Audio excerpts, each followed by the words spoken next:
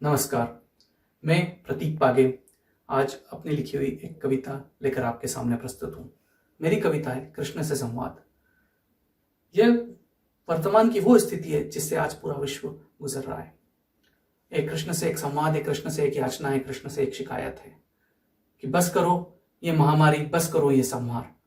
तो सुनिए मेरी लिखी हुई कुछ पंक्तियां। कृष्ण, क्या तुम भी रोए हो या अब तक क्रोध में सोए हो? कैसे तुम इतने निष्ठुर हो गए, अपनी वायु अपने साथ ले गए। गुरु और वायु ने कृष्ण की स्थापना की थी केरल में, इसलिए वायु को कृष्ण का कहा गया है। और आप सब जानते हैं कि कैसे इस महामारी में ऑक्सीजन की समाप्ति हो गई भारत से। इसलिए मैं कृष्ण से कहना चाहता हूं, कैसे तुम इतने निष्ठुर हो गए, अपनी वायु अपने साथ ले गए। कर्म फल की चिंता न करने वाले तुम, फल की चिंता न करने वाले तुम, कैसे कर्म का लेखा जोखा पा गए, कैसे कर्म का लेखा जोखा पा गए। बांधने का तुमको सोच भी सके, बांधने का तुमको सोच भी सके, वो दुर्योधन अब कहां इस जग में।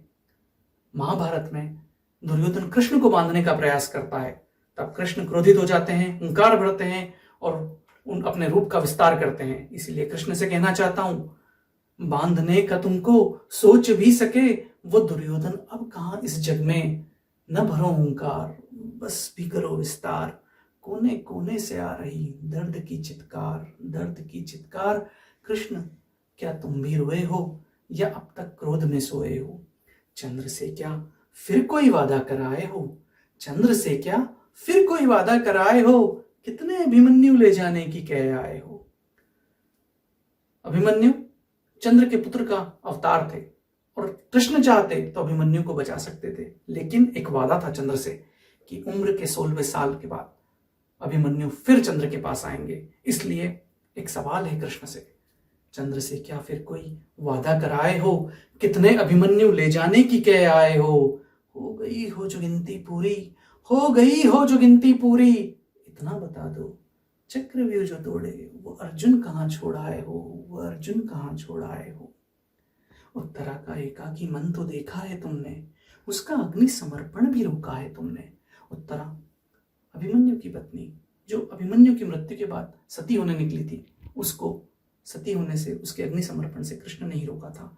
आज कई उत्तराएं अपनी अभिमन्यु को खो चुकी है, इसलिए कृष्ण से फिर आह्वान करना चाहता हूं, उत्तरा का एकाकी मन तो देखा है तुमने, उसका अग्नि समर्पण भी रोका है तुमने। फिर कई उत्तराएं अग्निपथ पर आ खड़ी है, संभाल लो इन्हें, कैसी विपदा पड़ी है, कैसी विपदा पड़ी है। कृष्ण, क्या तुम भी रोए हो या अब तक क्रोध में सोए हो? कितने बच्चे अनाथ हो गए इस कोरोना महामारी में, कितने बच्चों के सर से उनके माँ बाप का साया उठ गया। इसलिए कृष्ण से सिर्फ एक आह्वान है, सिर्फ एक सवाल है उन बच्चों की तरफ से, किसको मैया बुलाए, कैसे माखन खाए, कितने अबोध बचपन इस जग में हुए पराए।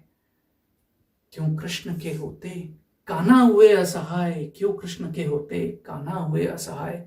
कुछ तो करो, कुछ तो करो, दो कान्हा को यशोदा से मिलाए, यशोदा से मिलाए।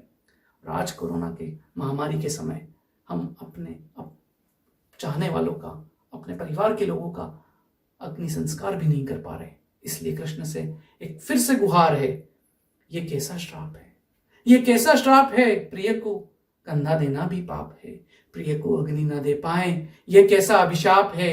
दाह एक संस्कार है, मृतक का अधिकार है, न छीनो ये अधिकार। बस इतनी सी गुहार है, इतनी सी गुहार है। कृष्ण, क्या तुम भी रोए हो या अब तक क्रोध में सोए हो?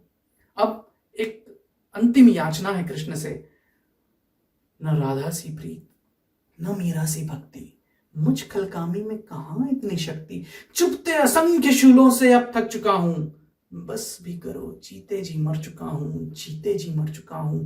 पाप अनन्य है, अपराध जगन्य है, पाप अनन्य है, अपराध जगन्य है, धन बेला पर लिपटे सर्प अक्षम्य है। क्षमा याचिका हाथ लिए करबद्ध खड़ा कर द्वार, तुच्छ मनुज पर कृपा दिखाओ, बंद करो संहार, बंद करो संहार, बंद करो संहार। जय भारत।